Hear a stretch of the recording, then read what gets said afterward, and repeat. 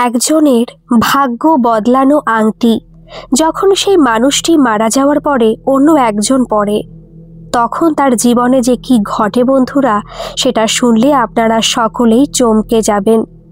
নমস্কার শ্রোতা বন্ধুরা, আত্মা ও ঈশ্বর চ্যানেলে আপনাদেরকে জানাই স্বাগত। আশা করি আপনারা সকলেই ভালো আছেন, সুস্থ আছেন। আত্মা ও ঈশ্বরকে এতটা ভালোবাসা দেওয়ার জন্য আপনাদেরকে জানাই অসংখ্য ধন্যবাদ। তাহলে চলুন শুরু করা যাক আজকের এই ঘটনাটি। আজকে যে ঘটনাটা আপনাদের বলবো সেই ঘটনা কিন্তু কলকাতাতেই ঘটেছে, কিন্তু যাদের সাথে ঘটেছে তাদের বাড়ি কিন্তু ওই কলকাতাতে নয়, তারা কাজের সূত্রে সেই কলকাতায় এসেছিল এবং তারা দুই বন্ধু কলকাতাতে হোটেলের কাজে গিয়েছিল। এই ঘটনা কিন্তু বেশি দিন হয়নি, 1 বছর বা 11-12 মাস এরকম হবে, মানে 1 বছর থেকে একটু বেশি। দুজনেই কিন্তু বিবাহিত। তারা আগে বহু জায়গায় কাজ করেছে, তার মধ্যে গোয়া পড়ে, ব্যাঙ্গালোর পড়ে, কিন্তু সেখানে স্থায়ী হয়নি, কারণ প্রথম বেতন ভালো দিলেও পরবর্তীকালে না বেতন আটকে দিত। 2 মাসের বেতন, 3 মাসের বেতন আটকে দিত, তারপরে 1 মাসের বেতন দিত। সেইভাবে তারা কলকাতায় চলে এসেছে। এইবার এই দুজনের মধ্যে একজনের কিন্তু আবার জুতোর ব্যবসা আছে। জুতো বলতে দেখবেন 100 টাকা জুতো পাওয়া যায় না, ভ্যান নিয়ে রাস্তায় রাস্তায় বেরোয়, মানে পাড়াতে।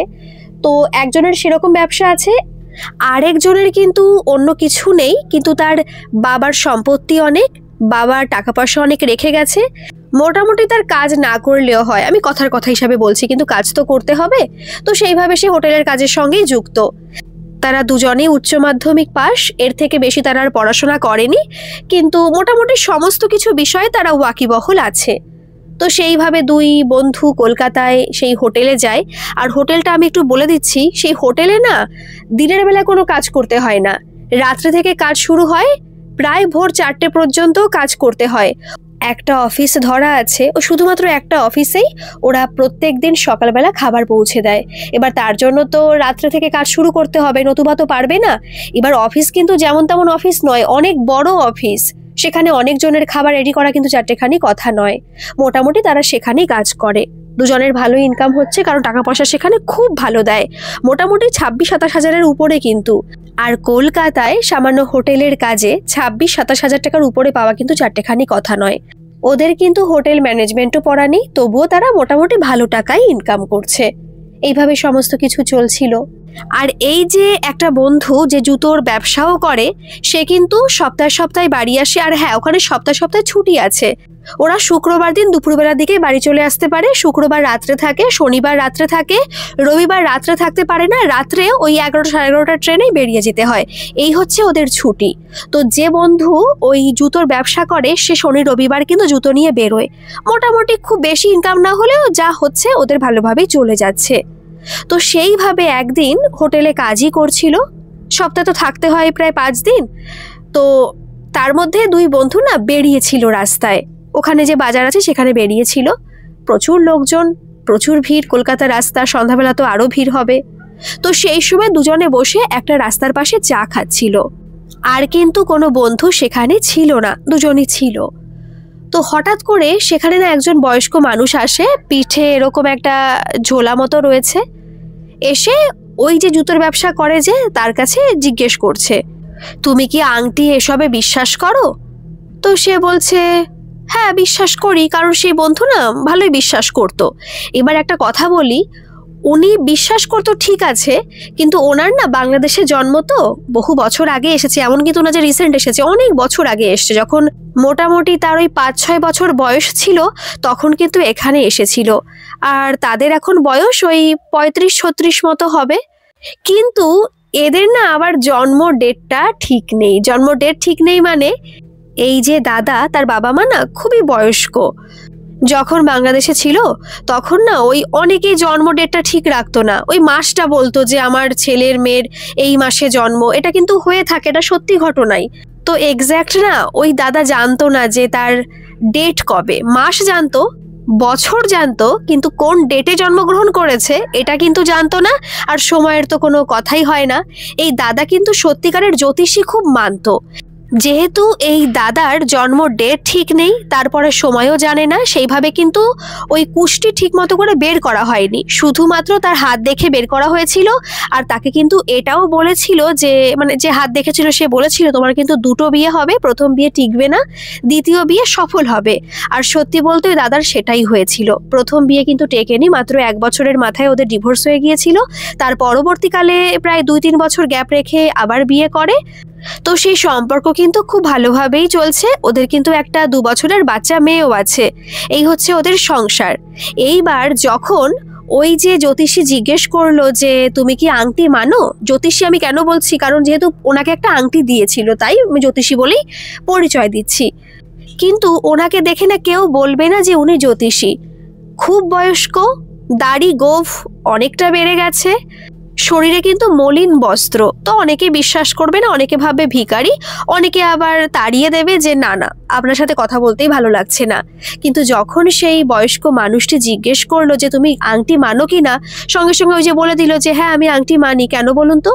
তখন সেই জ্যোতিষী বলছে আমি কিন্তু আপনার হাত দেখিনি, তবু আমি বলতে পারি তোমার কিন্তু সামনে একটা ভাড়া আছে, তো তুমি সাবধানে থেকো। তার জন্য আমার কাছে একটা আংটি আছে, তোমার কাছে আমি কোনো টাকা দাবি করি না, তুমি 1 টাকা দিলেও সই, আমার কোনো সমস্যা নেই। কিন্তু যে কোনো জিনিস নিতে গেলে কিছু দক্ষিণা দিতে হয়, সে তুমি 11 টাকাও দিতে পারো। কিন্তু তুমি এই আংটিটা নাও, দেখবে তোমার সেই ভাড়া কেটে যাবে, উপরন্তু তোমার ভাগ্য এমনভাবে বদলাবে সেটা তুমি কল্পনাও করতে পারবে না। এদিকে আরেকজন যে বন্ধু, সে বারবার করে তাকে বোঝাচ্ছে ভাই ওনার সাথে কথা বলিস না, আমার কিন্তু এইসব বিশ্বাস হয় না। আর সত্যি বলতে কোন বয়স্ক মানুষ দেখেও ঠিক মতো ভালো লাগছে না, মলিন বস্ত্র পরে রয়েছে, ভিখারি মনে হচ্ছে, হতেও পারে পাগল, অত কথা বলিস না। কিন্তু ওই যে বললাম ওই বন্ধু কিন্তু সত্যি বলতে জ্যোতিষশাস্ত্র খুব মানতো। সে তখন বলল ঠিক আছে কই আংটি দেখাও তো। তো আংটি দিল, আংটিতে না একটা পাথর বসানো, পাথরটা কিন্তু হলুদ রঙের পাথর। অনেকে পোখরাজ বা গোমেদ ভেবে কিন্তু ভুল করবে, কিন্তু সেটা সেই পাথর ছিল না, অন্য ধরনের কি একটা পাথর, কিন্তু হলুদ রঙের। পাথরটা দেখে না ওই দাদার ভালো লেগে গেল, বলছে ঠিক আছে কত দিতে হবে। তখন সে বয়স্ক মানুষটি বলছে যে বললাম তো কোনো টাকা দিতে হবে না, কিন্তু ওই যে দক্ষিণা বাবদ তোমার যা মনে হয় তুমি আমাকে সেই টাকাই দাও। তো ওই দাদা তখন না 101 টাকা বের করে দিয়েছিল। তখন সে বলছে 101 টাকা, বলছে না না রাখো। ব্যাস, পাশের ওই বন্ধু না একটু গাইগুই করছিল যে কেন নিলি, কি ব্যাপার, সবাইকে এইভাবে বিশ্বাস করিস, তোর তো হাতও দেখলো না, তোকে দেখে এরকম পাথর দিয়ে দিল, তাহলে সবাইকে নিশ্চয়ই ওরকম উনি বলে। বলছে ছাড় না, কি আবার হবে, পাথরই তো, হাতে পড়তে সমস্যা কি। তখন ওই দাদা ওই দোকানে বসে কিন্তু আর আংটি পরেনি, ওনাকে আবার ওই বৃদ্ধ বলে গিয়েছিল যে তুমি কিন্তু ডান হাতের তর্জনীতে এই আংটিটা পরবে, কিন্তু এখন যেহেতু বিকেল হয়ে গেছে তো তুমি আজকে আর পরো না, তুমি একটা কাজ করো এই আংটিটা বৃহস্পতিবার পরো। আর সেদিন কিন্তু মঙ্গলবার ছিল যেদিন আংটি দিয়েছিল আর কি। বলছে আচ্ছা ঠিক আছে তাই করব। বৃহস্পতিবার দিন স্নান টান করে ওই আংটি ওই দাদা ডান হাতের তর্জনীতে পরলো। সেই দিন কিন্তু তেমন কিছুই বুঝতে পারলো না, নর্মালি ব্যাপার। ওই দাদা বাড়িতে আসলো, আসার পর তো অনেকেই জিজ্ঞেস করছে হাতে ওটা কি, কারণ এসে তো ওই যে ঘুরে বেড়া, জুতো নিয়ে বেরোয়, তারপরে আবার সন্ধ্যাবেলা বাড়ি এসে অনেক জায়গায় ঘুরতে যায় বন্ধু বান্ধবদের সাথে। বাড়িতে অনেক আত্মীয় স্বজন আছে, তারা কিন্তু একসঙ্গেই থাকে। তো অনেকে জিজ্ঞেস করছে কি ব্যাপার, তুই কি পোখরাজ নিয়েছিস। অনেকে তো আবার চেনে না যে হলুদ পাথর মানে পোখরাজ হতে পারে, গোমেদ হতে পারে, আমি কিন্তু ভুলও হতে পারি, যেটুকু আমি জানি আর কি। তো বলছে তুই পোখরাজ এগুলো নিয়েছিস কেন। বলছে না না পোখরাজ না। বলছে হ্যাঁ পোখরাজ নয় বুঝতে পারছি, কত টাকা নিয়েছে। বলছে এই ব্যাপার। বলছে না তাহলে তো পোখরাজ হবে না, গোমেদ হবে না, কারণ আসল পোখরাজের দাম কিন্তু 1 লাখেরও উপরে, আর ভালো গোমেদ নিতে গেলে কিন্তু 30,000 টাকাও হতে পারে। তো বলছে যে না ঠিক আছে কোনো পাথর হতে পারে। সে আবার কিন্তু এটাও বলছে মনে হয় কিছু জানে এই সম্পর্কে, মানে খুব বেশি না জানলেও একটু তো জ্ঞান আছে, না হলে এইভাবে বলবে কি করে যে পোখরাজ গোমেদ এত দাম, বলা তো সম্ভব নয়। তো তখন বলল যে না না পাথর মানে দামি পাথর না, কিন্তু এটা বৃহস্পতিরই হয়তো সাপ্লিমেন্ট কোনো কিছু, কারণ বৃহস্পতি ঠাকুরের জন্য মানে গ্রহের জন্য হলুদ জিনিসটা কিন্তু বেশি প্রেফার করা হয়। কিন্তু তুই যে বললি তোর সামনে ফাড়া আছে, ফাড়া কাটানোর জন্য তো হলুদ পাথর দেবে না, এটা দেয় কিন্তু ভাগ্য বদলানোর জন্য, সমৃদ্ধি আনার জন্য, যারা শিক্ষকতা পছন্দ করে ওদের জীবনে আরো সফলতা আনার জন্য এই পাথরগুলো বিশেষ করে দিয়ে থাকে। আবার আরেকজন বলছে, এটা কিন্তু বন্ধু বান্ধবের সঙ্গে কথা হচ্ছে তো সেও ভালো জানে, আর সত্যি বলতে আপনারা বিশ্বাস করবেন কিনা জানি না, এখনকার দিনে কিন্তু এই পাথর, এই কুষ্টি বিচার, জ্যোতিষশাস্ত্র না আরো বেশি পরিমাণে বেড়ে গেছে। তাই মানুষ এইসব নিয়ে চর্চা করতে করতে অনেক কিছু জ্ঞান অর্জন করছে। আমি জানি না কতটা সঠিক কতটা বেঠিক এই জ্যোতিষশাস্ত্রের মধ্যে।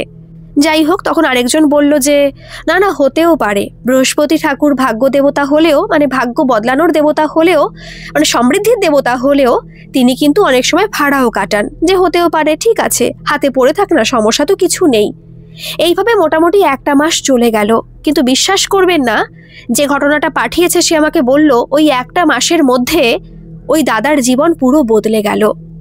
প্রথমত দাদা খুব ভালো মানুষই ছিল, পরিশ্রম করতে ভালোবাসতো, কারণ পরিশ্রম না করলে সেই দাদা ওইখানে রাত জেগে কাজ করার পরে বাড়িতে এসেভাবে জুতো নিয়ে বেরোতো না, এভাবে কষ্ট করতো না, সে পরিশ্রম করতে খুবই ভালোবাসতো। তো ওই দাদা 1টা মাসের মধ্যে কি বলবো, ওখানে নর্মাল হোটেলে ছিল তো, যেখানে ওই ক্যান্টিনের কাজ টাজ করতো, খাবার দাবার, দাদাকে ওই হোটেলে কিন্তু আরো অনেক বড় বড় হোটেল আছে, কলকাতাতেই আছে, তো সেখান থেকে ডেকে পাঠানো হয় যে তুমি এখানে কাজ করো, তোমার বেতন প্রায় 32-33-এর উপরে দেওয়া হবে, আরো বাড়তে পারে তোমার বেতন, তোমার কাজের উপরে নির্ভর করবে। তোমার রান্নাবান্না খুব ভালো শুনেছি, তুমি তো রান্নার দিকটা বেশি দেখো, তো তুমি একটা কাজ করো, তুমি আমাদের এই হোটেলে চলে আসো, ওদেরই হোটেল কিন্তু, অন্য হোটেল নয়, এই হোটেলে চলে আসো, তোমার বেতনটা বাড়িয়ে দেওয়া হবে। আর কে না চায় যে আমার বেতন বাড়ুক। আর ওই যে কাজটা করতো ওটা কিন্তু অনেক কষ্টের কাজ, রাত জাগা মানে তো বুঝতে পারছেন কতটা কষ্ট হতো। তো সেখান থেকে যখন সে ভালো জায়গায় যেতে পারছে, কেন যাবে না? ওর বন্ধু যাচ্ছে না বলে যাবে না? এটা কি সত্যি খারাপ কোনো কিছু? সে তো গেছে, তাকে ডেকেছে, সে গেছে। এখানে হয়তো ওর বন্ধু একটু রেগে গিয়েছিল বা হিংসা কিছু একটা হচ্ছিল, তার মনের ব্যাপার। এবার ছেলে মানুষরা না অত প্রকাশ করে না, সত্যি বলতে মেয়েদের মধ্যে প্রকাশ জিনিসটা সত্যি বেশি আছে, এটা আমরা মানি আর না মানি। তো যাই হোক, ওখানে গেছে, মোটামুটি ভালো টাকা ইনকাম করছে, ওই যে 32-এর উপরের টাকা কিন্তু দিচ্ছে কলকাতায়, উপরন্তু এক্সট্রা টিপসও পাচ্ছে। তার বেতন 40,000-এর উপরে হয়ে যাচ্ছে। একটা মোটামুটি নিম্ন মধ্যবিত্ত পরিবারে যদি কেউ 40,000 টাকার উপরে বেতন পায় না, তার না অনেক ভালো লাগে, তাদের জীবনটা আস্তে আস্তে সত্যি বদলাতে শুরু করে। বাড়ির সবাইও খুশি। এদিকে তার স্ত্রীও নাকি তাকে বারবার করে বলছে যে তুমি আংটি নিয়ে না খুব ভালো করেছো, তোমার সত্যি আংটিটা নিয়ে উপকার হয়েছে। আর এদিকে যেখানে জুতোর ব্যবসা সে করতো সপ্তাহে 2 দিন এসে, সেখানে তো প্রথম বেশি ইনকাম হতো না, ওই পার ডে 1200 টাকা করে বেচা কেনা হতো। আর কত থাকতো লাভ এটা কিন্তু আমি বলছি না, আমাকে বলেছে কত লাভ হতো। আপনাদের বললে হয়তো ভাববেন যে জুতোর ব্যবসায় এত লাভ হয়, জুতো হয়তো কিনতেই চাইবেন না। যাই হোক, তো মোটামুটি সমস্ত কিছু দিক থেকে ওদের না জীবনটাই ফিরে গেল। এইবার সেই বন্ধুর সঙ্গে কিন্তু সপ্তাহে বাড়ি আসলে 2 দিনই দেখা হতো, শনিবার রবিবার। এই দাদা যেখানে আগে কাজ করতো সেখান থেকে তো শুক্রবার দুপুরবেলা চলে আসতে পারতো, এখানে সেটা আর হচ্ছে না। এখানে শুক্রবার কাজটা কমপ্লিট করে তারপরে রাত্রেবেলা বাড়ি আসতে হচ্ছে, কাজের যেরকম সিস্টেম আর কি। শনি রবিবার ছুটি, আবার সোমবার ভোরবেলা সেখানে চলে যাও, এটা করলেই হচ্ছে। তো ভালোই হচ্ছে, মোটামুটি রাত তো জাগতে হচ্ছে না। আর ওই বন্ধুর সঙ্গে শুধুমাত্র শনি রবিবার দেখা হচ্ছে, বাড়িতে এসে আড্ডাও মারে। এমনি বন্ধুত্বে কিন্তু কোনো ফাটল ধরেনি, কিন্তু কথাবার্তায় বোঝা যায়। তো এর মাঝখানে একদিন সেই বন্ধু দাদাকে বলছে যে বন্ধু, তুই না আংটি নিয়ে খুব ভালো করেছিস, দেখেছিস তো তোর ভাগ্য একেবারে বদলে গেছে, আংটিটা না আমার নিলেও হতো, কই আমাকে তো একবারও বললো না। তখন সেই দাদাটা বলছে যে হয়তো তোর সামনে কোনো বিপদ নেই, ফাড়া নেই, আমার হয়তো সামনে কোনো ফাড়া ছিল বা আছে কিনা জানি না, তো সেই কারণে হয়তো দিয়েছে। তো ঠিক আছে, তোরও দেখবি ভালো হবে। আমার তো মনে হয় না যে আংটির জন্য সমস্ত কিছু হচ্ছে, আংটি আমাকে সাপোর্ট দেবে, কিন্তু ভাগ্য তো আমার নিজেকেই বদলাতে হবে পরিশ্রম করে, বল। আমি পরিশ্রমটাকে খুব বিশ্বাস করি। তো মোটামুটি এই কথা না সপ্তাহে আসলে শুধু বলতো, ভাই যদি ওনার সঙ্গে আমার আর দেখা হয় না, আমি কিন্তু আংটি নেবই নেব, আমাকে না দিলেও আমি জোর করে সেই আংটি নেবই। তোর এভাবে ভাগ্য বদলে যাচ্ছে, আমারও তো ইচ্ছে করে আমার ভাগ্য বদলাক। তখনই দাদা না একটু ইয়ার্কি করে বলে বসেছিল যে তুই আর কি ভাগ্য বদলাবি ভাই, তুই তো কাজ না করলেও তোর কোনো চাপ নেই, তোর বাবা এত টাকা রেখে গেছে। কারণ সেই ছেলেটার বাবার কিন্তু বাজারে মাংসের দোকান ছিল, কিন্তু ওই মাংসের দোকান তো আর ছেলে দিতে পারে না, ওর এসবে কোনো ন্যাক ছিল না, ইচ্ছা ছিল না। আর ওই বন্ধুর বাবা মারা গেছে কিন্তু করোনার সময়। তারপরে আর যেহেতু একা মানুষ, একাই ব্যবসা করতো, ব্যবসাই বলা চলে এটাকে, তো তারপর কিন্তু সেই ব্যবসার চলেনি। আর বাজারে কিন্তু ভালো দোকান ছিল, বেশি বেচা কেনা কিন্তু ওই দোকানেই হতো। তো অনেক বছর ধরে যেহেতু কাজ করে প্রচুর টাকা জমিয়ে গেছে, আর সম্পত্তিও কিন্তু ওদের কম নেই। যেহেতু যেখানে বাড়ি তার পেছন দিকে তো অনেক মাঠ মতো আছে, সেখানে মাঠেও কিন্তু ওদের প্রায় 2 বিঘা জমি। তো অতটা কিন্তু সমস্যা নেই।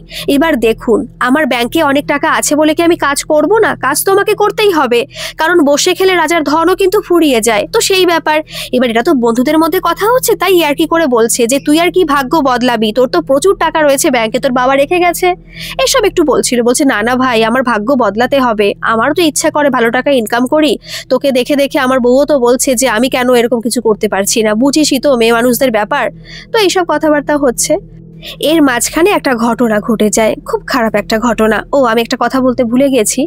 যখন এই বৃদ্ধ মানুষটি আংটি দিয়েছিল না, তখন কিন্তু সে বলেছিল যে তুমি যদি কোনো মরা বাড়িতে যাও, মানে ধরো কেউ মারা গেছে সেখানে, তুমি সেখানে যাও, কোনো সমস্যা নেই, কিন্তু আংটি খুলে রেখে যাবে। আংটি খুলে রেখে সেখানে যাবে, আর তুমি যখন আংটি পরবে সেদিন কিন্তু পরবে না, মানে পরতে পারো যদি সেদিন বৃহস্পতিবার হয়, মানে আংটি তোমাকে বৃহস্পতিবারই পরতে হবে, আর স্নান করে একটু শুদ্ধ হয়ে তারপরে কিন্তু আংটি পরবে। সেই কথা শুনেছে। তো এর মাঝখানে ঘটনা বলতে ওই পাড়ারই একজন মারা গেছে, আর মারা গেছে সেই মানুষের রবিবার দিন। বয়স্ক মানুষই, হয়তো বয়সজনিত কারণে সমস্যার সৃষ্টি হয়েছে, শরীরে রোগের সৃষ্টি হয়েছে, মারা গেছে। তো যেহেতু ওরা বাড়িতে আছে, মানে এই যে দাদাও বাড়িতে আছে, দাদার সেই বন্ধুও বাড়িতে আছে, শ্মশানে তো যেতেই হবে, কারণ পাড়ার ছেলে বলে কথা। এবার যেহেতু ওই যে বলেছিল যে আংটি খুলে রেখে যাবে, ওর তো মাথায় আছে সেই কথা।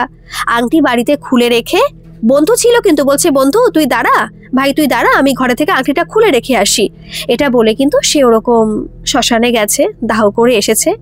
সেদিন যেহেতু ছিল রবিবার দিন, এখনো আংটি পরতে বৃহস্পতিবার। রাত্রেবেলা দাহ করে বাড়ি এসেছে, এসে স্নান টানও করেছে।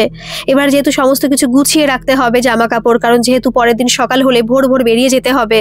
এদিকে সেই বন্ধু কিন্তু ওর সঙ্গেই বেরোবে, ওর কিন্তু সোমবার সকালে বেরোনোর কথা নয়, ওর বেরোনোর কথা রবিবার রাত্রেবেলা। কিন্তু ওই যে দাহ করতে গিয়েছিল না শ্মশানে, আস্তে আস্তে লেট হয়ে গেছে। তো সেই হোটেলে মনে হয় ফোন করে দিয়েছে যে আমি কিন্তু ভোর ভোর আসবো। বলছে ঠিক আছে, একটা দিন এরকম সমস্যা হতেই পারে, তুমি সোমবার ভোরবেলায় চলে আসো, মোটামুটি সেকেন্ড বা থার্ড ট্রেন ধরে, তাহলে তুমি এসে অন্তত টিফিনটা তো গোছাতে পারবে, একটা কাজ তো করতে পারবে, তাহলে কোনো সমস্যা হবে না। যাই হোক, সেটাই হয়েছে। ওরা বাড়িতে এসেছে, দাহটাও করে, কথাবার্তা সেরকমই হয়েছে, দুজন বন্ধু কিন্তু একসঙ্গেই যাবে। ভালো কথা। সে দাদা বাড়িতে এসেছে, এসে জামা কাপড় গোছাচ্ছে, আংটিটাও ব্যাগের মধ্যে রেখে দেবে, কারণ যেহেতু বৃহস্পতিবার তো ওখানেই থাকবে, ওখানে স্নান টান করে পরে নেবে।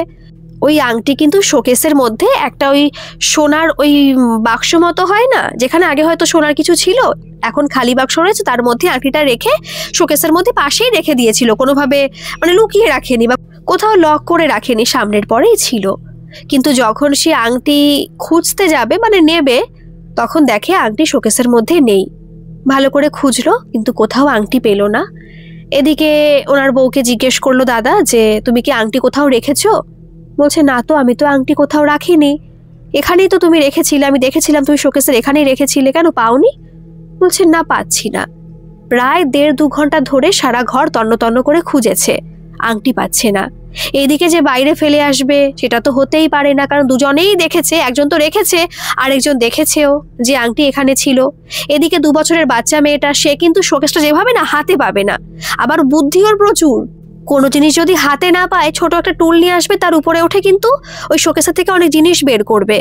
কিন্তু ও আজকে একা একা বাড়িতে তেমন ছিলই না, যেটুকু সময় ছিল ওর মায়ের কাছে ছিল, নতুবা ওদের তো অনেক আত্মীয় স্বজন রয়েছে বাড়িতে, তাদের কোলে কোলেই থাকে, তাদের ঘরে ঘরেই থাকে আর কি। তো ও তো কোথাও ফেলতে পারে না। এবার ছোট বাচ্চা তো হতেও পারে, ওদের মনের মধ্যে কিন্তু এটা ঘুরছে।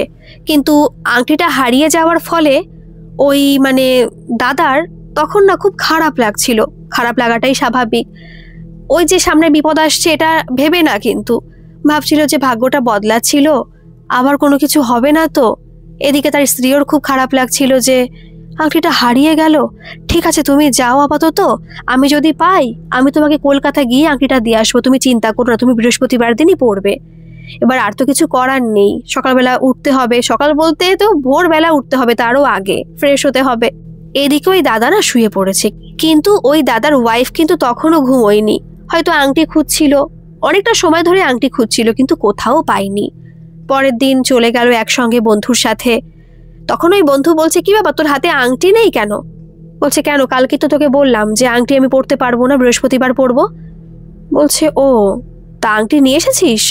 বলছে না রে ভাই, আংটি পাইনি খুঁজে। বলছে পাসনি মানে কি বলছিস, আংটি পাসনি? বলছে না রে, আমি আংটি পাচ্ছি না কোথাও খুঁজে। এই ঘটনা ঘটেছে কিন্তু প্রায় 15 দিন মতো হয়ে গেছে। আংটি কিন্তু সত্যি তারপরে আর খুঁজে পাইনি।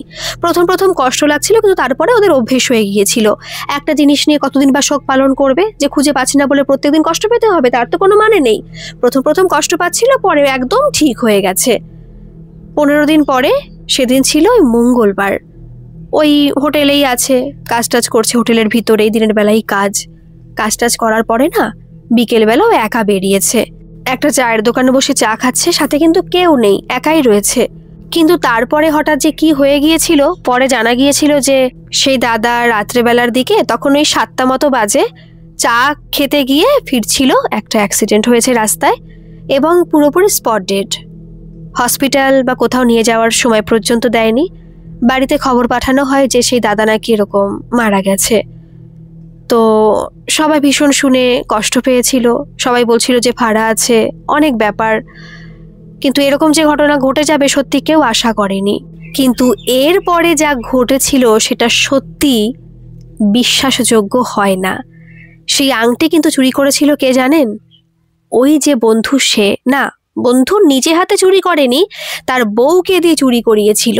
কারণ তারপরে জানা গিয়েছিল কথায় কথায় যে যেদিন ওই যে পাড়ার বয়স্ক মানুষটি মারা গেল, ওরা শ্মশানে গেল, সেই দিন কিন্তু সেই বন্ধুর ওয়াইফ সেই বাড়িতে এসেছিল। চুরি করতে তো নিশ্চয়ই দেখেনি, দেখলে তো বুঝতেই পারতো চুরি কে করেছে, বা নিতে দিতই না। কিন্তু পরে জানা গিয়েছিল যে উনি কিন্তু এই বাড়িতে এসেছিল, ঘরেও ঢুকেছিল, চা বানাতে গিয়েছিল ওই দাদার ওয়াইফ। তো সেই ফাঁকেই হয়তো চুরি করেছে। আর আপনারা বলতে পারেন যে চুরি করেছে কি করে বুঝলে? তার কারণ হচ্ছে তারপরে কিন্তু সেই আংটি তার হাতে দেখা গেছে। অনেকে জিজ্ঞেস করেছে, কিন্তু সে বলেছে যে আংটি সেই বৃদ্ধ মানুষটি তাকে দিয়েছে। যেহেতু ওই বৃদ্ধ মানুষটা ওকে দিয়েছিল চা খেতে গিয়ে, দুজনে ছিল, তো আবার দেখা হয়েছিল বৃদ্ধ মানুষটির সাথে, সে দিয়েছে আংটি। তো এখানে তো আর কেউ কিছু বলতে পারে না যে তুমি ওই দাদার আংটি চুরি করেছো, এটা তো বলা সম্ভব নয়। যেটা বলছে সেটা তো সবাই বিশ্বাস করবে যে হতেও পারে ওকেও আংটি দিয়েছে। তো আংটি পড়েছে হয়তো 1 সপ্তাহ মতো হবে, সবাই দেখেছে, তখন জিজ্ঞেস করছে।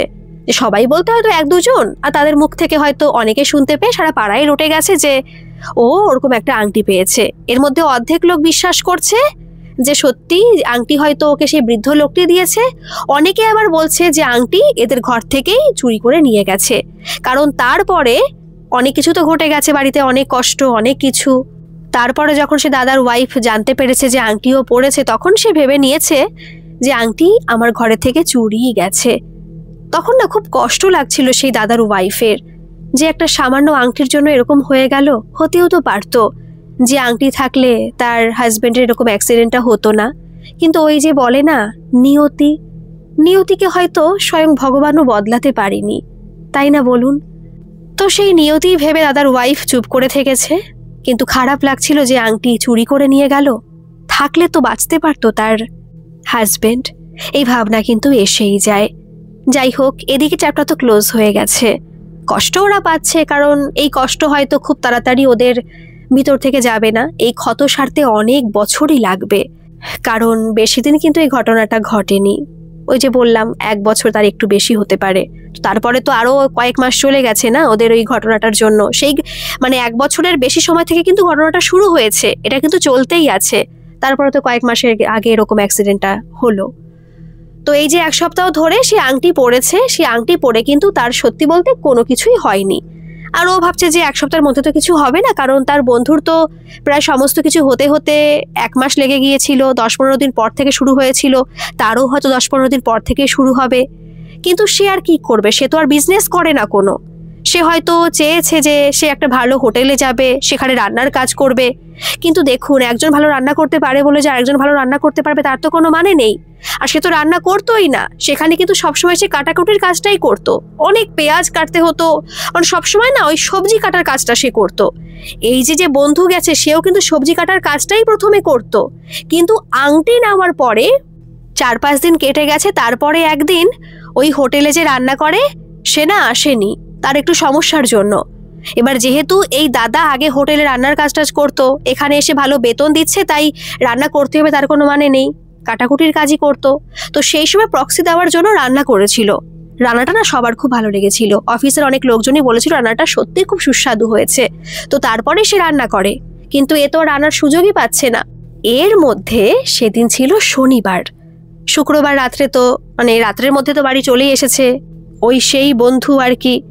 তো সেই দিন রাত্রেবেলায় এরকম শুয়ে আছে, ঘুমিয়ে গেছে আর কি। তো মনে হলো সেই আঙুল ধরে, যে আঙুলে আংটিটা পড়েছে সেই আঙুল ধরে টান মেরেছে একজন, এবং সেটা খুব আস্তে নয়, অনেকটা জোরে। ও কিন্তু স্বপ্ন দেখছে যে ওকে আঙুলটা ধরে টান মেরেছে ওর সেই বন্ধু যে অ্যাক্সিডেন্টে মারা গেছে। সে বলছে যে আমার আংটি পরেছিস, আংটি খোল বলছি, না হলে কিন্তু তোর সর্বনাশের শেষ থাকবে না। এটা ও শুনতে পাচ্ছে, ও স্বপ্নের মধ্যে দেখতে পারছে ওর বন্ধুকে, কিন্তু এই যে ব্যথা হচ্ছে আঙুলে এটা কিন্তু বাস্তবে হচ্ছে। সে অনুভব করতে পারছে তার আঙুল যেন পুরো ছিঁড়ে নিয়ে চলে যাচ্ছে। ব্যথায় কোকিয়ে উঠেছে, সে খাটে উঠে বসে পড়েছে। তার ওয়াইফ তাকে জিজ্ঞেস করছে যে কি ব্যাপার, কি হয়েছে তোমার? বলছে ব্যথা করছে আঙুলে। এটা বলে যে আঙুলের দিকে তাকিয়েছে, দেখছে আঙুল পুরো শক্ত হয়ে গেছে, পুরো ফুলে গেছে আঙুল। মনে হচ্ছে সেখানে কিছু কামড়ে দিয়েছে, কোনো বিষাক্ত কিছু, এতটাই ফুলে গেছে। আর ওই যে আংটি পড়েছে, তো ওই দাদা যে আংটি পড়েছিল সেই আংটি কিন্তু দাদার হাতে একটু লুজ ছিল, তাই সুতো দিয়ে পড়েছিল। কিন্তু ওই সেই দাদার থেকে তুলনামূলক একটু হেলদি, আংটি কিন্তু মোটামুটি ওর হাতে একেবারে সেট হয়ে গেছে। কিন্তু যেহেতু আঙুল একেবারে ব্যথার কারণে ফুলে গেছে, আংটি না ওর কষ্ট হচ্ছে যে আংটি পড়ে রয়েছে বলে, মনে হচ্ছে আংটি খুললে ওর ভালো লাগবে, এত চাপ সৃষ্টি হচ্ছে ওর আঙুলে। ওর মনে হচ্ছে আংটি খুলে ফেললে ও যেন অনেকটা রিলিফ ফিল করবে, কিন্তু আংটিও খুলবে না। ওর এটা ভাগ্য বদলাবে, এই আংটি দিয়ে ওর জীবনটাই বদলে যাবে। তাহলে ও আংটি খুলবে কেন? ওর ব্যথা হচ্ছে হোক। ঘরে স্প্রে ছিল, সে স্প্রেটা দিল, ভলিনি স্প্রে ছিল, ভালো করে একটু মালিশ করলো, আবার শুয়ে পড়লো। কিন্তু সেই দিন রাত্রে বেলায় ঘুমিয়ে পড়েছে, কিন্তু আবার সেই দিনই সেই রাত্রেই সে কিন্তু আবার স্বপ্ন দেখছে, পুরো ঘুম। কিন্তু ঘুমের মধ্যে সে বুঝতে পারছে ওই যে হাতে সে আংটিটা পরা রয়েছে, ডান হাতে তর্জনী, সেই আঙুলটা আস্তে আস্তে উপরে উঠছে আর তার চোখের মধ্যে ঢোকার চেষ্টা করছে। কিন্তু সে তো ঘুমিয়ে রয়েছে, চোখ তো তার বন্ধ রয়েছে, কিন্তু চোখের মধ্যে আঙুল দিতে পারছে না। তার খুব ব্যথা করছে, মনে হচ্ছে সেই আঙুলটা যেন তার চোখ ভেদ করে চলে যাবে। স্বপ্নের মধ্যে সে গোঙাচ্ছে, সেই গোঙানির আওয়াজ শুনে তার ওয়াইফ উঠে গেছে, সে ঘরের লাইটটা জ্বালিয়েছে আর দেখে ওই অবস্থা। তার স্বামী নিজেরই হাত দিয়ে, নিজেরই আঙুল দিয়ে চোখের মধ্যে এরকম করে খোঁচা মারার চেষ্টা করছে। খোঁচা তো নয়, মনে হচ্ছে আঙুল দিয়ে তার চোখের ভিতরেই ঢুকিয়ে দেবে। সে বারবার করে তার স্বামীকে ডাকছে, কি ব্যাপার, ওঠো ওঠো। এরকম অনেকবার বলার পরে সে ঘুম থেকে ওঠে, চোখে হাত দিয়ে বসে পড়ে। উঠেই তখন সে পুরো অনুভব করতে পারছে তার চোখ পুরো ব্যথায়, ভীষণ বাজে অবস্থা। চোখের দিকে তাকানো যাচ্ছে না, চোখ ফুলে গেছে, কারণ অনেক সময় তো ওই চোখের ভিতরে আঙুল ঢোকানোর চেষ্টা করছে। চোখ পুরো লাল হয়ে গেছে, চোখ তো ফুলেই গেছে বললাম, এতটা ব্যথা করছে তার। বলছে এরকম কেন করছিলে? বলছে আমি তো বুঝতে পারছিলাম না, স্বপ্নের মধ্যে আমি এটা বুঝতে পারছিলাম যে আঙুলটা এরকম চোখের মধ্যে ঢোকার চেষ্টা করছে, কিন্তু স্বপ্ন তো, আমি সেখান থেকে বেরিয়ে আসতে পারছিলাম না। কি হচ্ছে বলো তো? বলছে হতে পারে, স্বপ্নের মধ্যে তো এরকম অনেক কিছুই হয়, তো ঠিক আছে, অত চাপ নিও না। তোমার চোখ তো পুরো ফুলে গেছে, চোখে একটু জলের ঝাপটা দিয়ে আসো। জল টল নিল, পুরোপুরি তো ঠিক হয়নি, একটু ঠিক হয়েছে, ব্যথা তার করেই যাচ্ছে। এদিকে আঙুলেও ব্যথা, আঙুল কিন্তু তখনও ফোলা রয়েছে তার। মোটামুটি তার এই রাত্রেই আঙুলে ব্যথা হলো, এখনো ঠিক হয়নি, চোখেও তার ব্যথা, আর ডান চোখেই ব্যথা, কারণ ডান চোখেই আঙুলটা ঢোকানোর চেষ্টা করছিল। পরের দিন সকাল হলো, সকালেও ঘটে গেল একটা বড় কাণ্ড। ওদের বাড়ি কিন্তু দোতলাই, তো দোতলার উপরেই দোতলাতে থাকে ওরা, উপরে ছাদে হয়তো কিছু মেলতে গেছে তার ওয়াইফ, সেখান থেকে নামতে গিয়ে, পুরো নিচে নামতে গিয়ে সিঁড়ি থেকে পড়ে যায়। পড়ে গিয়ে তার হাঁটুর ওই জায়গা থেকে পুরো ভেঙে যায়, পায়েও অনেক জায়গায় অনেক সমস্যা দেখা দেয়। সঙ্গে সঙ্গে নার্সিংহোম নিয়ে যেতে হয়, বলে যে পায়ে নাকি প্লেট বসাতে হবে। এতটাই পরিমাণে পায়ের খারাপ অবস্থা। এত টাকা কোথায় পাবে সে? ব্যাংক, একমাত্র ব্যাংকই ভরসা, কারণ তার ব্যাংকে তো অনেক টাকাই রয়েছে। অনেক টাকা বলতেও যে তার বাবা রেখে গিয়েছিল যে টাকা, সেই টাকা। তো একটা এরকম অপারেশন মানে তো বুঝতে পারছেন কত টাকা খরচ। অনেক টাকাই খরচা চলে গেল অপারেশন করতে গিয়ে। তারপরে আবার টাকা তো খরচা হতেই আছে, কারণ যেহেতু এত বড় একটা অপারেশন, তো চেক আপে থাকতে হচ্ছে মাঝে মাঝেই। ওদের কিন্তু একটা 4 বছরের ছেলে সন্তানও আছে। তো তখন তাকে কে দেখে? এদিকে বউকে দেখতে গিয়ে হোটেলে যাওয়া হচ্ছে না, আর সেখানে তো আর পার্মানেন্ট কাজ নয় যে তুমি না আসলে তোমার কাজ থেকে যাবে। যেহেতু প্রায় অনেক দিন যায়নি, 15-20 দিনের মতো হয়ে গেছে, কাজটা কিন্তু সেখানে আর নেই। এদিকে বাপের বাড়িরও মানে ওই দিদি বলছি আর কি, তার মানে বন্ধুর সেই ওয়াইফের বাপের বাড়ির লোকজনও কিন্তু তেমন কেউ নেই। আছে দাদা বৌদি আছে, মা বাবা তেমন কেউ বেঁচে নেই। অতএব বাপের বাড়ি থেকে কিন্তু তেমন কেউ আসতে পারবে না যে তাকে দেখভাল করবে, আর দেখভাল করার জন্য তো কাউকে রাখতেই হবে। তার জন্য প্রায় 11,000 টাকা দিয়ে একজনকে রাখতে হয়েছে। আর এদিকে সে তো শুধুমাত্র দেখছে ওই দিদিকে, এদিকে বাচ্চা ছেলেটাকে কে দেখবে? তাকে নাকি সদ্য ওখানকারই একটা স্কুলে ভর্তি করে দিয়েছে। তাকে নিয়ে আসা দিয়ে আসা এটা তো করছে সেই দাদা, কিন্তু বাড়িতে রান্না বান্না কে করবে? যে আর কি দেখতে আসছে ওই দিদিকে, সে তো বলেই দিয়েছে সে কিন্তু অন্য কোনো কাজ করতে পারবে না, শুধুমাত্র পেশেন্ট দেখবে। আর তাকে তো অনেক টাকাই দিতে হচ্ছে, 10-11,000 টাকা। এদিকে আবার আরেকটা লোক রাখতে হচ্ছে প্রায় 5,000 টাকা দিয়ে, শুধু বাড়িতে রান্নাবান্না করবে, একটু ঘর ঝাড়টার দিয়ে যাবে। এই করতে করতে 3 মাসের মধ্যে ব্যাংকে তার একটা টাকাও নেই। আর ওই যে বললাম অনেক টাকা রেখে গেছে, সেটা তো আমরা এক্স্যাক্টলি জানি না যে কত টাকা ছিল, শুনেছে অনেক টাকা রেখেছে। কিন্তু ওই যে বললাম না যে বসে খেলে রাজার ধনও ফুরিয়ে যায়, আর এখানে কি প্রচুর টাকা রেখে গিয়েছিল? একটা লিমিট তো আছে, সেই টাকা কি আর থাকে? এত বড় অপারেশন, খরচা হতেই আছে, তারপরে এক্সট্রা নিজের মানে সংসার চালানো, সমস্ত কিছু দিয়ে টিয়ে ব্যাংকে সত্যি আর মানে বলার মতো টাকা আর নেই। এখন সে কি করবে? বউ কিন্তু মোটামুটি একটু সুস্থ, মোটামুটি এখন টুকটাক করে হাঁটতে পারছে কিছু ধরে ধরে। আর প্রথমে একটু ভুল বলেছিলাম, ওটা প্লেট নয়, ওই পায়ে না ওই রড বসিয়েছিল। আর ডাক্তার বলেছে যে পরবর্তীকালে কিন্তু সেই রড বের করা যেতে পারে, কিন্তু সেটা কিছু বছর পরে, এত তাড়াতাড়ি নয়। যখন দেখলো সেই দাদা বলছি তাকে, তার ওয়াইফ এখন মোটামুটি সুস্থ, এখন কিন্তু বাড়িতে সেই মহিলাকে আর লাগছে না, এখন মোটামুটি একা একা কাজ করতে পারছে, কিন্তু নিজের কাজটুকু করতে পারছে যেটুকু দরকার। বাড়ির রান্নাবান্নার জন্য সেই লোকটা আবার রাখা আছে, কিন্তু তাকে তো মাসে মাসে টাকা দিতে হবে। কি করে পাবে সেই টাকা? এখন সে কাজের জোগাড় করছে, কিন্তু কোনোভাবে কোনো কাজ পাওয়া যাচ্ছে না। বাইরে থেকে অনেক কাজেরই অফার আসছে, কারণ হোটেলে কিন্তু প্রচুর কাজ পাওয়া যায়, কিন্তু সেই কাজগুলো তার মনোভূত হচ্ছে না, কারণ সে হোটেলের রিভিউগুলো দেখছে, কাজের রিভিউ, যে সেখানে ঠিকমতো টাকা পয়সা দেয় না। এর আগেও তো বহু জায়গায় কাজ করে এসেছে, অনেক হোটেল খুব ভালো হয়, অনেক হোটেল কিন্তু টাকা পয়সা ঠিকমতো দেয় না, লেনদেন ভালো হয় না। তো সেটাই হচ্ছে। তখন সে ভাবছে মুম্বাইতে তো প্রচুর হোটেল আছে, সেখানে ট্রাই করা যাক। অনেক বন্ধুরাও সেখানে কাজ করে, হায়দ্রাবাদেও অনেক হোটেল আছে, কিন্তু কোনো জায়গায় মানে ভালো জায়গায় তাকে নিচ্ছে না, আর খারাপ জায়গা থেকে তাকে অফার করছে। সে ভাবছে আমি তো অনেক বছর ধরে হোটেলে কাজ করছি, আমার তো এক্সপিরিয়েন্স আছে, তো আমাকে তো নেওয়ার কথা, কিন্তু না, কোনো জায়গায় কিছু পাচ্ছে না। অতএব বাড়ির অবস্থা না পুরো খারাপ হয়ে গেছে। আর এর মধ্যে শনি মঙ্গলবার করে ওর সাথে ঘটছে ভয়ানক কিছু ঘটনা। আমি আর সেগুলো খুব ডিটেলসে বলছি না, ভয়ানক বলতে ভৌতিকই বলতে পারেন, কারণ ওই যে ঘুমানোর সময় এই যে সে আঙুলটা দিয়েই কিছু একটা ঘটছে, মাঝে মাঝে নিজেকে মারারও চেষ্টা করছে, ঘুমের মধ্যে নাকি হাঁটছে, ওই আঙুল দিয়ে নাকি একটা ছুরি ধরছে, নিজেকে মারার চেষ্টা করছে, কিন্তু সেই সময় অনেক কন্ট্রোল করে নিজেকে আটকে দিচ্ছে। এরকম নাকি অনেক ঘটনা ঘটে যাচ্ছে, সে তো বুঝে পাচ্ছে না এটা কেন হচ্ছে। আর শনি মঙ্গলবার করে সে রেগুলার মানে শনি মঙ্গলবারটাই স্বপ্ন দেখবে সেই দাদাকে, যে বারবার করে বলছে আমার আংটি চুরি করেছিস, তুই শান্তিতে থাকতে পারবি না, সবার আংটি সবার হাতে স্যুট খায় না, তুই আমার হাতের আংটি পরেছিস, ভালো থাকতে হলে আংটি খুলে ফেল, না হলে কিন্তু তোর জীবন আরো খারাপ হয়ে যাবে, তুই পুরো অন্ধকারে ঢেকে যাবি। তবুও সে মানছে না, কারণ সে এখনো বিশ্বাস করছে তার ভাগ্য নাকি বদলাবে। তার বন্ধুর যখন ভাগ্য বদলে গিয়েছিল ওই আংটি পরে, তারও নিশ্চয়ই বদলাবে, কিন্তু ভাগ্য তো বদলাচ্ছেই না, উপরন্তু সে আরো অন্ধকারে নিমজ্জিত হয়ে যাচ্ছে। তো সেই সময় একদিন বাড়িতে বসে সে কাঁদছিল, এর আগে কিন্তু কষ্ট পেয়েছে, কাঁদেনি কোনোদিন। বাড়িতে বসে কাঁদছে আর ভগবানকে ডাকছিল যে আমি সত্যি অন্যায় করে ফেলেছি আংটি নিয়ে, এটা ভাবছে আর আংটি খোলার চেষ্টা করছে, কিন্তু আংটি সে হাতের থেকে খুলতে পারছে না।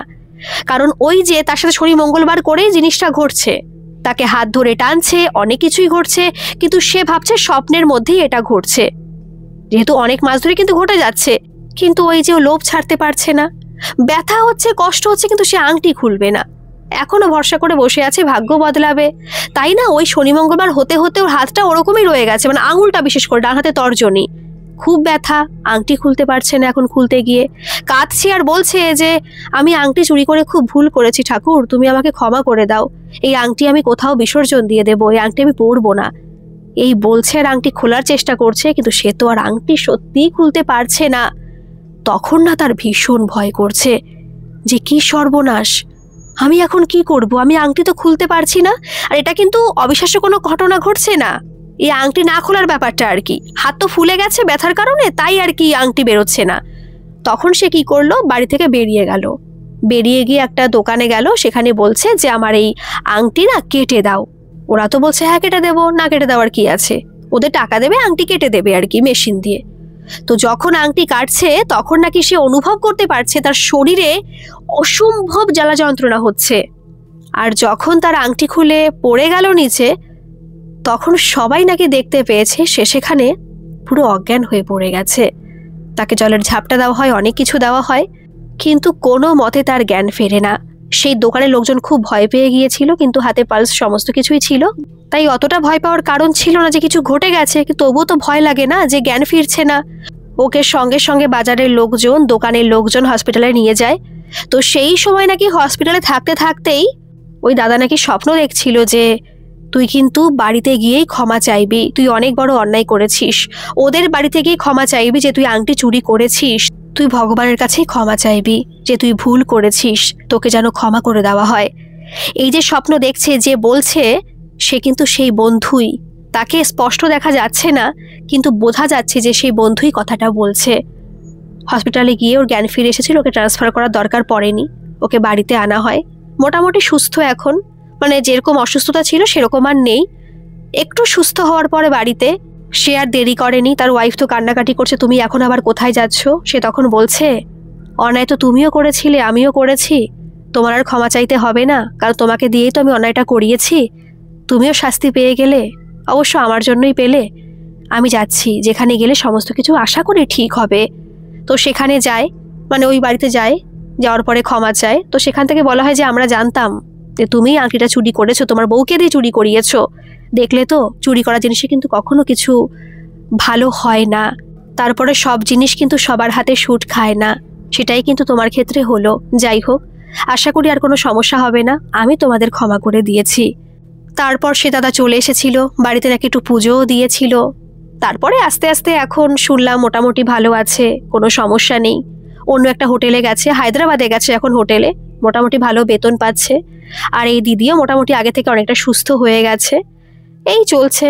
তো এই ছিল ঘটনা। আপনাদের ঘটনাটা কেমন লাগলো অবশ্যই কিন্তু কমেন্টে জানাবেন, আর ভালো লাগলে একটা সাবস্ক্রাইব করে আমার পাশে থাকবেন। আর হ্যাঁ, যদি আপনাদের সাথে এরকম কোনো ঘটনা ঘটে থাকে, যেটা অলৌকিক হোক, অতিজাগতিক হোক, দৈবিক, ঐশ্বরিক, যে কোনো ধরনের ঘটনা, আপনারা কিন্তু আমাকে নির্দ্বিধায় মেল করে পাঠাতে পারেন।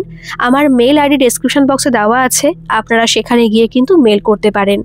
ধন্যবাদ। আসি তাহলে, আবারও আসবো এরকম কোনো ঘটনা নিয়ে।